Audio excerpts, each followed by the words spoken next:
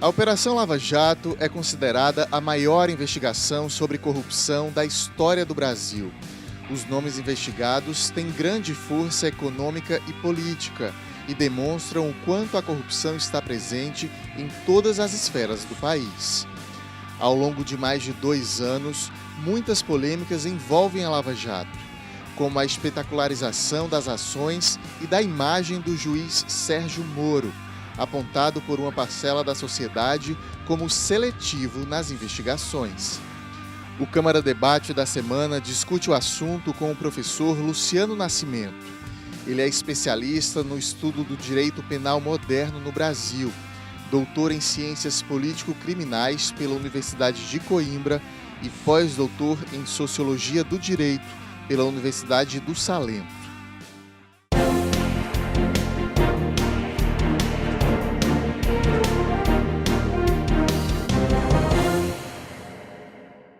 Você de casa que acompanha a nossa programação, seja muito bem-vindo a mais uma edição do Câmara Debate. Professor Luciano, bem-vindo à TV Câmara mais uma vez, muito bom recebê-lo. É com muito prazer que retorno ao seu programa, a esta casa que sempre me recebe com tanta generosidade para podermos expressar aqui alguns pensamentos, enfim, algumas ideias para com o seu telespectador. Professor, a gente já se encontrou para discutir Lava Jato quase 2 anos atrás. A operação já tem mais de 2 anos, né? Acho que foi de março de 2014, e se tornou de fato a maior investigação sobre corrupção no país. Se esperava isso quando se viu lá no início? Dava algum indício de que a coisa era uma bola de neve que ia esbarrar em outras pessoas, em outras esferas? Como é que o senhor faz um balanço do que vem acontecendo? Eu particularmente penso, Léo, que nós só sabemos das coisas quando elas acontecem, né? Antes dos acontecimentos são apenas conjecturas, são apenas elucubrações, são apenas ideias e pensamentos. Quando elas acontecem, aí então nós temos uma realidade. Tenho a ideia de que todos aqueles que são os legitimados para conduzir esse processo de investigação denominado de Lava Jato não faziam ideia de até onde podiam chegar. Essa é uma ideia inicial, pelo menos. A investigação, ela alcança fronteiras, né, que penso que tanto nós da academia, do mundo da ciência jurídica, quanto o mundo político, quanto o mundo da comunicação social e todos aqueles envolvidos jamais imaginaram que ela poderia alcançar essas fronteiras a quais eu me refiro e que depois, mais à frente, poderei detalhar sobre elas. Mas, enfim, aconteceu. A Lava Jato derrubou a presidente Dilma, professor? Foi o combustível para incendiar o país e ter essa divisão popular que acabou no impeachment da presidente? Isoladamente não. Penso que isoladamente não, mas que concedeu e que ofertou um grande contributo para, digamos assim, o fim de um modelo de governança no país, eu não tenho a menor dúvida. Agora, isoladamente não. Concedeu um contributo, mas havia toda uma série de elementos ao entorno da ex-presidente que contribuíram diretamente para o fim do seu governo. O final do seu primeiro mandato já era um final de um governo questionável. O início do segundo mandato apenas ampliou a ideia desses questionamentos. Então, com esse processo de investigação denominado de Lava Jato, nós tivemos um ingrediente a mais para o fim do governo. Obviamente que havia todo um clima, havia todo um entorno que, com o aparecimento dessa investigação, só veio a fortalecer tudo o que já estava em andamento. A operação colocou medo nos políticos? E uma cobrança, talvez, de ande na reta agora, ande, faça direito a coisa? Eu penso que a investigação traz medo para todos. Não apenas para os políticos. Diretamente para os políticos, não tenho dúvida de que eles, a partir de então, não tiveram tantas noites de sono tranquilamente como até então conseguiam realizá-las. Mas esse medo ele se expande para todos, digamos, para toda a nação, para a ideia do mundo jurídico, do mundo da política, do mundo da comunicação social e do mundo dos processos de investigação. Por quê? Porque a investigação que começou numa direção, depois vai eleger uma série de direções e, finalmente, ela deságua num único ponto, que podemos discutir mais à frente, e essa ideia de medo passa a contagiar a todos. Ou seja, o medo de que nós podemos ter com tudo isso que está acontecendo, nós podemos ter uma ruptura do Estado Democrático de Direito? Qual é a ideia de democracia que nós temos hoje depois de uma investigação como essa, já que esta investigação colocou em xeque uma série de paradigmas jurídicos, ou seja, uma série de paradigmas envolvendo a persecução penal, o processo criminal e o instituto da decisão judicial, ou seja, da sentença. Já que essa investigação reformulou, né, ou introduziu ao interno de todos esses institutos novidades, de que modelo de democracia nós estamos falando, de que modelo de Estado democrático de direito ainda podemos falar? Há, portanto, uma queda de braços permanente entre os poderes, gente querendo demonstrar quem manda mais, como eu posso driblar alguma coisa, o Congresso tentando modificar alguma coisa para não ser tão atingido. Como é que está sendo isso, professor? Eu penso que a última ideia que se pode ter à luz desse processo de investigação é de que ele está para aperfeiçoar o Estado democrático de direito à democracia. Quem está falando isso está utilizando de retórica e de falácia. Nós estamos assistindo uma luta não apenas na teoria do poder, mas nós estamos assistindo uma luta pelo controle de dizer o que é a democracia, de dizer o que é o Estado democrático de direito.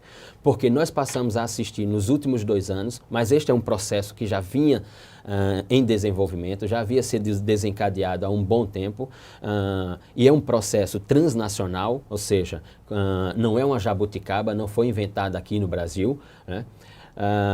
Essa ideia que nós estamos assistindo é a supremacia de um poder sobre os outros 2 poderes da República, ou seja, é a supremacia do poder judiciário sobre o executivo e sobre o legislativo para ter o controle de dizer o que é o Estado democrático de direito e o que é a democracia. Porque o promotor de justiça e o juiz, em todo esse cenário, em toda essa cena, adquiriram relevâncias e importâncias que sucumbiram à relevância e à importância do Poder Executivo e do Poder Legislativo. Nessa queda de braços, nessa história de quem manda mais entre os poderes, o Legislativo reage a essa postura do Judiciário, né? Eu vou citar as 10 medidas anticorrupção do MPF. O Congresso está tentando ver a maneira que vai esbarrar menos neles que eu digo quem for culpado em alguma situação. É verdade, mas façamos exemplos, não sou inglês, não sou britânico, mas caminhemos um pouco para o empirismo, né? A ideia de reformulação do dispositivo que fala sobre o crime ou delito de abuso de autoridade. Ora, essa ideia de reformulação desse delito, desse crime, dessa previsão legal, ela está no Congresso Nacional há aproximadamente 7 anos. Né? Então não há uma novidade. A novidade é que, em função desse processo de persecução penal, agilizou-se, portanto, o processo de votação. Essa é a novidade que tem.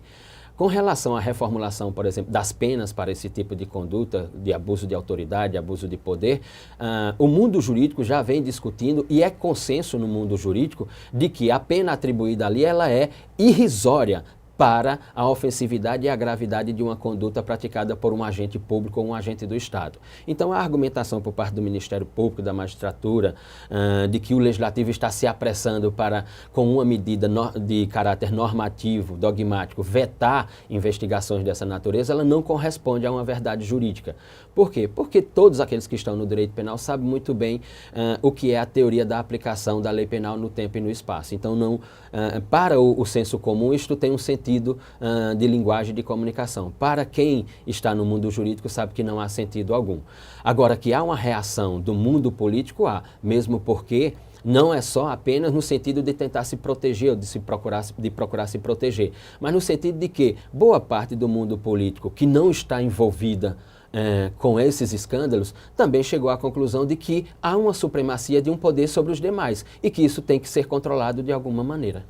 Haveria, então, aí um certo oportunismo do Legislativo em ter o consenso de que sim, o Judiciário precisa de uma nova regulamentação, de novas penas. Então, a gente está num momento do país que é melhor a gente correr logo e fazer logo isso. Teve um oportunismo, a gente pode classificar assim?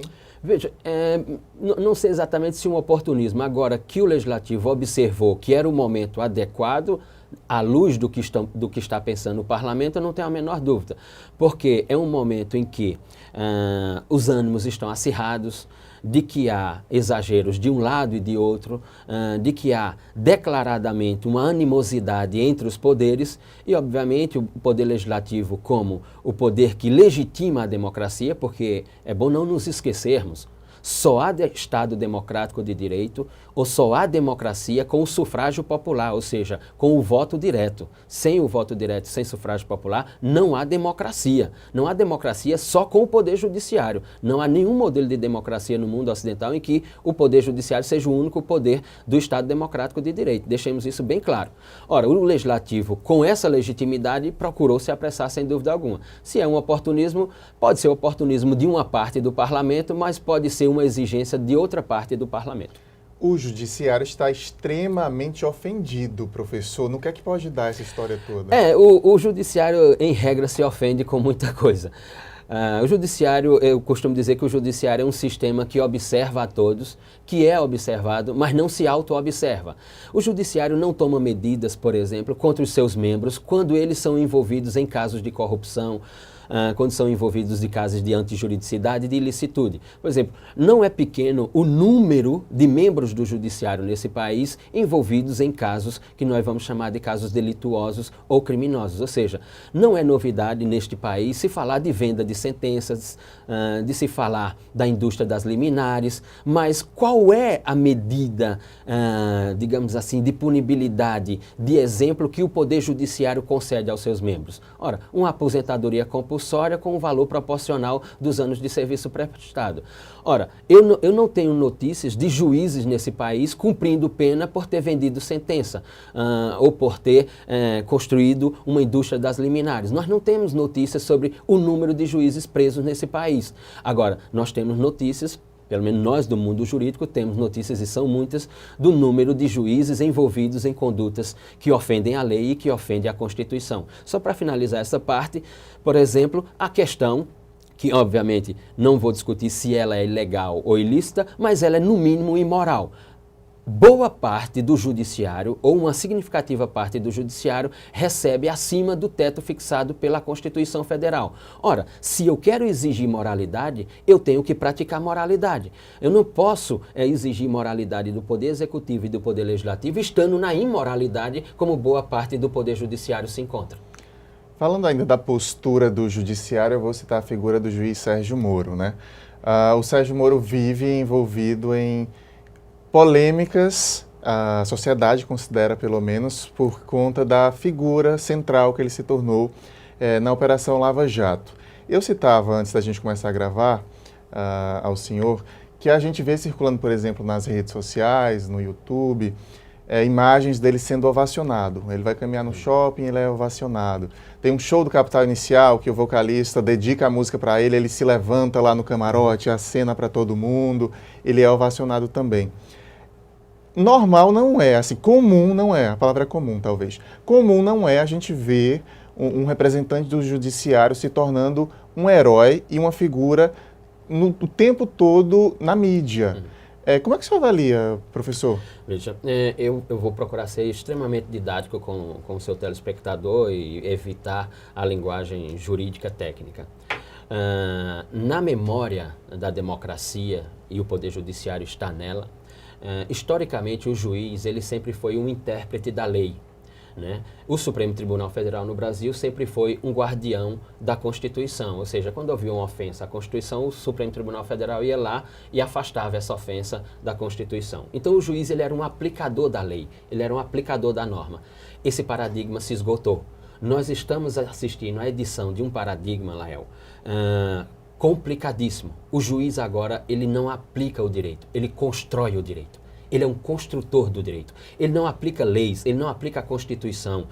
Ele constrói o direito independentemente do ordenamento jurídico existente na sociedade. Então, na verdade, o juiz assumiu uma posição de herói, como você mesmo se referiu. Na verdade, nesse modelo de paradigma que começa agora, o juiz ele é um super-herói. Por isso que eu tenho chamado o juiz de The Batman, o protetor de Gotham, ou seja, o protetor da sociedade. Nós estamos vivendo um paradigma em que o executivo perdeu relevância na democracia, o legislativo perdeu relevância, e aqui abrimos um parênteses, perdeu, e a responsabilidade é do mundo político, porque os políticos transformaram a política brasileira, e não é só no Brasil, mas particularmente aqui, transformaram a política brasileira num cabaré, foi o que os políticos fizeram no Brasil, fecha o parênteses. Os juristas perderam importância totalmente, porque nós não formamos mais juristas, nós formamos operadores do direito, o que é ridículo, nós não formamos pensadores sobre o direito, nós formamos alguém que opera o direito.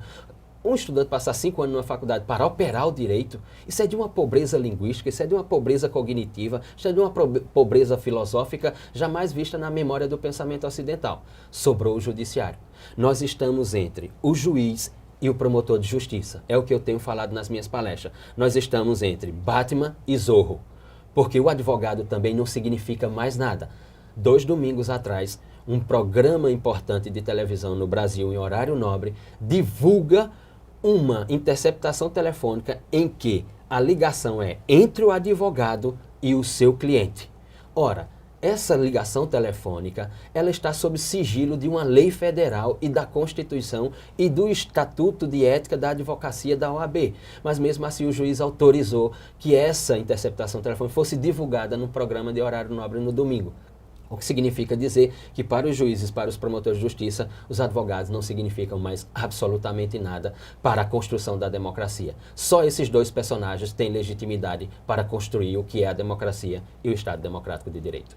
Eu vou chamar um intervalo rapidinho, professor, mas na sequência a gente continua essa discussão. Fica por aí que a gente volta já.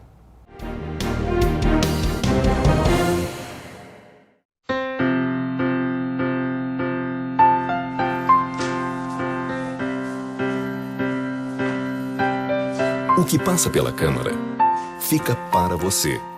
Câmara Municipal de João Pessoa. A Câmara de João Pessoa criou leis que favorecem você. Vem ver? Nos ônibus após as 22 horas, toda mulher pode pedir para descer onde quiser. Os assentos com a cor amarela destacam a prioridade dos idosos e 30% dos painéis traseiros são destinados a campanhas sociais. A cidade é feita de pessoas para pessoas. Acesse joaomaispesoas.com.br e conheça leis criadas pela Câmara Municipal.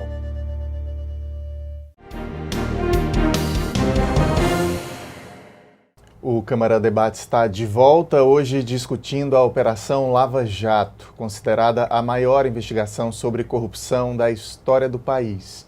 Nosso convidado é o professor Luciano Nascimento, especialista no estudo do direito penal moderno no Brasil. Professor, a gente já vinha falando do Sérgio Moro, eu ainda quero falar um pouquinho sobre ele. Primeiro, talvez ele se sinta protegido em ter se tornado uma figura pública, já que ele sacudiu uma nação? Veja, não chegaria a isso. Eu penso que o magistrado, e esta é apenas uma elucubração, não é nenhuma afirmação, nem nenhuma linguagem de qualquer outra natureza, a não ser a que eu me referi agora. Eu penso que ele iniciou um trabalho com um objetivo, como qualquer outro profissional inicia, mas o desenvolvimento, o desencadeamento das iniciativas, dos procedimentos, o conduziram para uma estrada que se tornou inevitável. Agora, há um problema, ou há uma característica, ou uma problematização interessante neste caso. Os juízes, e parece-me isso que é uma cultura brasileira, os juízes gostam de se expor bastante na realidade brasileira, o que você não enxerga em outras realidades sociológicas. Nós tivemos uma investigação de grande vulto nos Estados Unidos, alguns anos atrás, em que o presidente da Exxon foi preso no seu próprio escritório, no 46º andar do prédio da Exxon, nos Estados Unidos. Nós tivemos uma série de outras prisões naquela investigação, mas não se lembra quem era o juiz, quem era o procurador da República que estava envolvido. Por quê? Porque eles são, ou eles constrói, digamos assim, uma certa reserva dos meios de comunicação social para não se exporem tanto. No caso do juiz, nós não podemos nos esquecer que o juiz, todas as vezes que ele se manifesta, primeiro ele só pode se manifestar acerca do que está acontecendo dentro da realidade do direito, ou seja, daquilo que está sendo investigado, daquilo que está sendo produzido como prova sobre o que ele vai decidir. E a sua decisão tem que ser pautada à luz de um princípio histórico-cultural da memória do direito, qual seja, a imparcialidade. Nós vemos juízes no Brasil fazendo discursos políticos, nós vemos juízes no Brasil fazendo discursos teológicos, nós vemos juízes no Brasil fazendo discursos sociológicos, quando não cabe a função, ou seja, o juiz ele tem que se preservar. Por quê? Porque quando ele se expõe dessa maneira, ele está agora, portanto, como um alvo para os ataques. Toda e qualquer sua decisão poderá ser questionada do ponto de vista da legitimidade que é guardada pelo princípio da imparcialidade. Quanto menos um juiz se expor para analisar os casos que estão sendo investigados e as provas que estão sendo produzidas e a decisão que ele tem que tomar, quanto menos ele se expor, mais credibilidade a decisão dele vai ter. Quanto mais ele se expor, a crítica será maior e, portanto, a vulnerabilidade dele aparecerá no que se refere ao seu decísio, no que se refere ao seu labor, que é prolatar a decisão judicial. Nessas críticas, das quais ele já é alvo, uma parcela da sociedade fala de imparcialidade, fala de seletividade dos partidos investigados, né? Claro que há paixões envolvidas, aí paixões políticas, ideologias, quando se critica também a Operação Lava Jato, mas pode ter algum quê de verdade, professor, de que a operação foca um partido ou uma ideologia específica? Veja, qualquer persecução penal, qualquer processo penal não pode fugir da natureza do próprio direito penal. A natureza do direito penal, a natureza jurídica do direito penal é seletiva. Não há um autor na memória do direito, em qualquer tempo que seja, que negue essa seletividade do direito penal. A questão aqui, no que se refere a essa investigação denominada de Lava Jato, é qual a dimensão dessa seletividade. Não penso que seja aquela que a argumentação do pensamento que perdeu o poder, por exemplo, afirma. Ou seja, não penso que o juiz esteja praticando uma seletividade na sua totalidade. Assim como também não observo que a argumentação do outro lado de que não, nós também estamos sendo investigados, membros dos nossos partidos estão sendo presos, nós não enxergamos isso.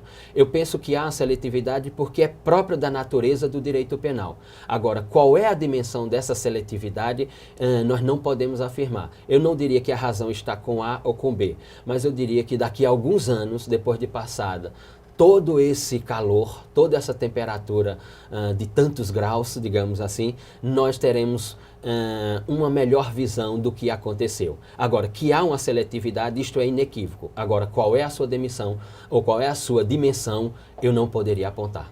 O senhor citaria algum exagero da operação? Eu lembro da gente comentar na sua última vinda aqui à TV Câmara que talvez não tivesse sido necessária a condução coercitiva do ex-presidente Lula, exatamente por ser um ex-presidente, a repercussão que isso ia gerar no país. Isso teria sido um exagero? Eu penso que nós podemos apontar alguns exageros, Lael, sem dúvida, podemos sim. Por exemplo, a questão da espetacularização na efetividade do cumprimento dos mandados, né? A ideia exacerbada do número de mandados coercitivos, quando você tem investigados, quando você tem acusados em que fizeram declarações espontâneas de que, olha, me convoque, me convide, enfim, me intime, que eu comparecerei para prestar esclarecimentos. Ora, quando alguém que está sendo investigado, quando alguém que está sendo ou que está como objeto de uma investigação se dispõe a comparecer ao momento em que for intimado ou convocado pela autoridade competente, não se faz necessária a ideia do mandado coercitivo. Eu até já perdi o cálculo, a última vez que tive acesso aos números já passavam de 230 mandados coercitivos.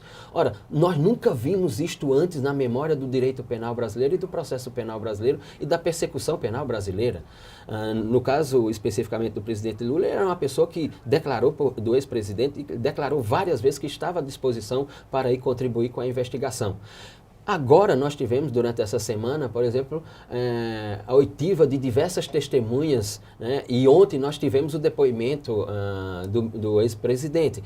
Ora, as notícias que nós temos dos advogados de defesa do ex-presidente é que 11 testemunhas, das 20 e poucas que foram convocadas e que até agora foram ouvidas, as 11 testemunhas inocentaram o ex-presidente da República. O ex-presidente da República esteve lá ontem para depor. Ora, então toda aquela espetacularização com viaturas da Polícia Federal, com helicóptero, não se faz necessário, sem falar por uma outra problemática, que é o fornecimento de informação privilegiada a determinados meios de comunicação, em que, quando se chega para cumprir o mandado de prisão, os repórteres de um determinado meio de comunicação já estão na casa daquele que vai sofrer o mandado coercitivo e a executabilidade do mandado de prisão.